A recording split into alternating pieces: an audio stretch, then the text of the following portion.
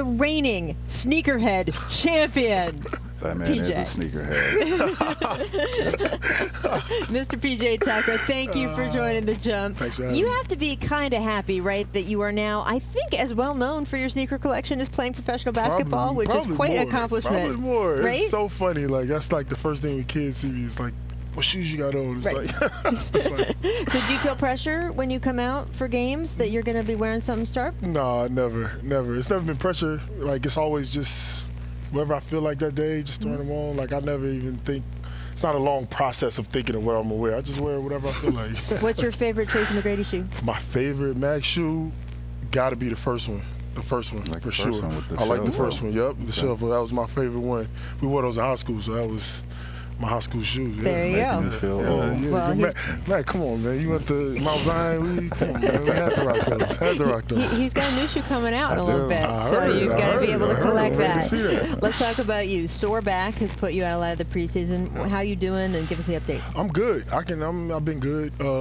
It's just more precaution. They just, I could have probably played a game or two, but they just wanted me to sit out. I probably play Sunday just to ease back into it. But all is well. Do you feel like opening night you'll be in that starting lineup? No question. Okay. Yeah, no doubt about it. So your coach sat right here on this set a few minutes ago and said y'all could be a better defensive team than y'all were last year. Now y'all lost. You lost Trav and you lost Bob It just sounds funny, right? Now the guys that you added, Carter Williams, Ennis, Melo, is that possible for you guys to be a better defensive team than you were last year? I think it's always possible.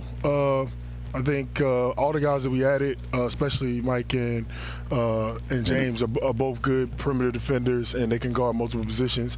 And with our defense, that's what you have to be able to do. But I think it's all the returning guys as well. Now that we have a better understanding of what we're doing. Me and Chris talked about this, coming into this year. Last year, we kind of took a little while, went through some bad stretches, trying to figure it out on the go. It wasn't like something that we already had implemented. So for us, it was something new. And now that we all know it, our core knows what we're doing. It's just integrating everybody else into what we already doing. Now, you've been known for a defensive player, but last year I saw the side of you that I haven't seen before in the league, and that's shooting the ball extremely well. And Right. I can see the confidence within yourself growing throughout this season, and you were spectacular in the playoff on the offensive end. Thanks. It's something that, getting back when I was out of the league, when you get back into the league, finding a niche, finding a role, and playing defense was that. So you focus is on in so much on that. That most of the times, you kind of get lost on the offensive end, not being a primary scorer. So, coming here, I got a chance, and Coach gave me the chance to really be like, you know what, PJ, when you get shots, you get looks, you got to shoot the ball. Right. You got to let it go. You got to be aggressive on the offensive end. So that's been something that I've been happy to get back to. Every player wants to hear that, right? Exactly. Although they do want you to shoot it from behind the three or near the no rim. doubt about You got to that. know your spots. It was funny the other night. Melo shot that long too, and then he goes back to the bench. It's like, my bad. Right. What has the adjustment been for you to have him in the mix when you guys? I mean, it's kind of a season later than you maybe initially expected. You're getting Melo. What is that? Tell me about all that. It hadn't been a process at all for me, honestly. With this team, we don't really play, center, small forward, power forward. It's more like filling spots, and it's a lot of time it's who's guarding you. That's what matters. If you're going to be in the pick and roll, if you're going to set the down screen, wherever it's happening, we're doing a lot of matchup base. So I think he can fill any one of the spots. A lot of games I finish at the center, right?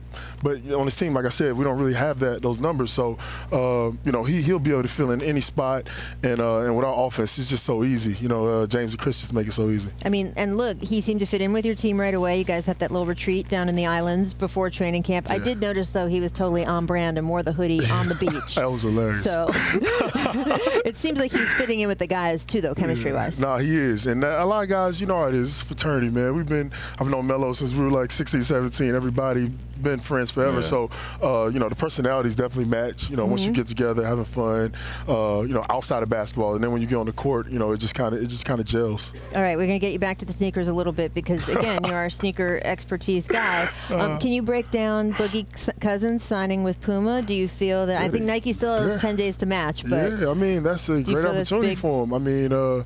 They signed a lot of bigs. A lot of big guys signed at Puma. Big guys don't sell sneakers. I'm interested to find Right. Where they going with this? 'Cause big guys don't sell sneakers. Boogie got swag though. Like he got his own little big man swag. So I like what they doing, man. I like it. All right, and now that they've freed the colorways for this season in the NBA, you think it's going to be just a nonstop extravaganza? I think some guys will like try to step up and wear some different kind of stuff. A lot of like the custom different stuff. Guys put a lot of different colors on shoes.